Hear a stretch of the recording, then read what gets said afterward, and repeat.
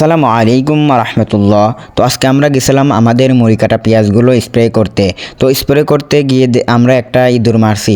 তো ইঁদুরটা আমরা কেন মারছি তা আপনারা এই ভিডিওটি সম্পূর্ণ দেখলে বুঝতে পারবেন ইনশাআল্লাহ।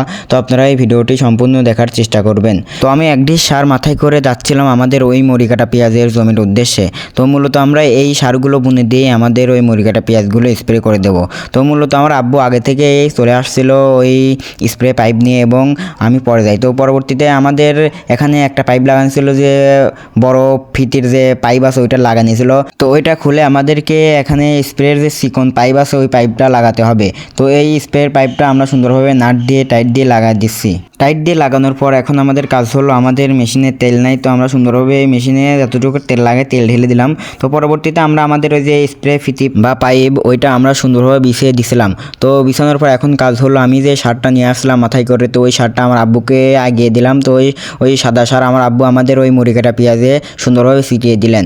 তো ছিটানোর পর এখন আমাদের কাজ হলো আমাদের এই পাইপটা লাগাতে হবে। তো আমাদের এই পাইপটা আমাদের ওই যে চিকন যে আপনারা স্প্রে পাইপ দেখতে পাচ্ছেন ওটাতে লাগানো যাচ্ছে না। তো পরবর্তীতে আমার ভাইয়া এসে হচ্ছে ওই স্ক্রু ড্রাইভার দিয়ে একটু ভালোভাবে লাগা দেওয়ার চেষ্টা করতেছিল। তো কারণ আমাদের এই পাইপটা মানে একটু নষ্ট হয়েছে, এই জন্য আমরা আর একজনের কাছ থেকে নিয়ে আসলাম। তো পরবর্তীতে দেখলাম যে অনেক টাইট, তো কয়েকবার দিলে ভাই ঠিক হয়ে যাবে। তো পরবর্তীতে আমরা ওই ফিতিটা সুন্দরভাবে বেঁধে নিছিলাম। তো বাঁধার পর আমরা যখন পানি তুলতে যাবো তখন দেখলাম যে আমাদের একটা নাটের প্যাচ কেটে গেছে। তো আমরা যেহেতু আজকে কিছুই আনি নাই বা নাট আমরা বাসা থেকে আনি নাই, তো পরবর্তীতে আমরা নিচে যে একটা নাট ছিল তো ওখান থেকে ওই নাটটা নিয়ে এখানে লাগাই দিচ্ছিলাম। তো আর ওখানে আমাদের যে নাটটা প্যাচ কেটে গেছে তো ওখানে দিচ্ছিলাম। তো তারপর পরবর্তীতে আমরা পানি তোলার চেষ্টা করতেছিলাম কিন্তু পানি উঠতেছিল না। তো পরবর্তীতে দেখলাম যে আমাদের ওই পাইপে এক জায়গায় ফুটা হয়ে গেছে, তো ওখানে আমরা সুন্দরভাবে মাটি দিচ্ছিলাম। তো ওইটার জন্য আমাদের পানি তোলা একটু দেরি হচ্ছিল এবং অনেক মানে অবস্থা হচ্ছিলাম, যাই হোক। তো পরবর্তীতে ওইটা সুন্দরভাবে দেওয়ার পরে আমার ভাইয়া হচ্ছে কল ঘাসছিল। তো কল ঘাসানোর পর আলহামদুলিল্লাহ অবশেষে আমাদের এই কল থেকে পানি উঠাতে সক্ষম হয়েছি। তো এখন আমাদের কাজ হলো আমাদের ওই মুড়ি কাটা পেঁয়াজগুলো ছেঁচা। তো পরবর্তীতে আমি এখানে দৌড় দিয়ে আসছিলাম ধরার জন্য। তো পরবর্তীতে আমার ভাইয়া এসে এটা মানে ফিতিটা ধরতেছিল, স্প্রে করতেছিল। তো ভাইয়াকে স্প্রে করতে করতে আমার আব্বু একটু স্প্রে করতেছিল। তো এটা করা একটু কষ্ট করে আমাদের জন্য, কারণ যেহেতু আমাদের প্রতিদিন করা লাগে না, তো অনেকদিন পর পর হলে হাত একটু লেগে যায়। তো আমার ভাই এবং আমার আব্বু এই স্প্রের কাজটা করতেছিল, তো আমি মূলত ফিতে ধরতেছিলাম। তো যেহেতু আমাদের এই মুড়ি কাটা পেঁয়াজগুলো একটু বড় বড় হয়ে গেছে, তো এই জন্য আমাদের 2-3 জন লাগতেছে ছেঁচার জন্য। তো আমার আব্বু এই ফিতিগুলো সুন্দরভাবে গুছাই দিচ্ছিলেন এবং আমি ধরে রাখতেছিলাম। তো আমাদের যেহেতু এই জমিটা চিকন একটু বড় হতে, সেই জন্য আমরা 2 ভাগে ভাগ করে দিয়েছিলাম। তো পরবর্তীতে আমরা আমাদের ওই মেশিনটা বন্ধ দিয়ে আমাদের এই ফিতেগুলো আমরা আমাদের ওই জমির একদম উপর মাথায় নিয়ে যাচ্ছিলাম। তো পরবর্তীতে আমাদের এই মেশিনটা স্টার্ট দিয়ে আমরা আমাদের ওই উপর মাথায় একটু ছেঁচার চেষ্টা করতেছিলাম।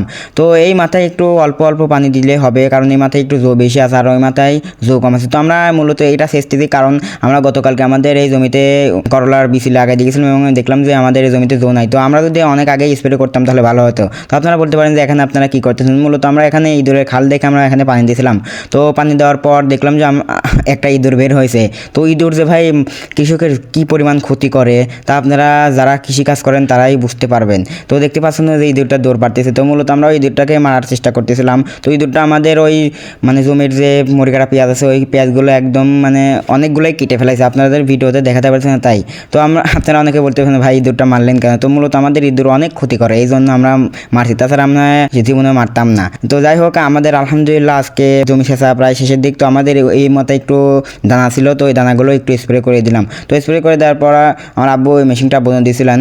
তো এখন এসে আমাদের এই ফিতেটা গুছাতে হবে। তো আলহামদুলিল্লাহ আমার আব্বু এই ফিতেটা গুছানোর পর আমার ভাইয়ের মাথায় তুলে দিল, আর ভাইয়া ওই ফিতেটা নিয়ে গেল। আমরা এখন বাসায় চলে যাব। তো আমাদের জন্য দোয়া করবেন। আসসালামু আলাইকুম রাহমাতুল্লাহ।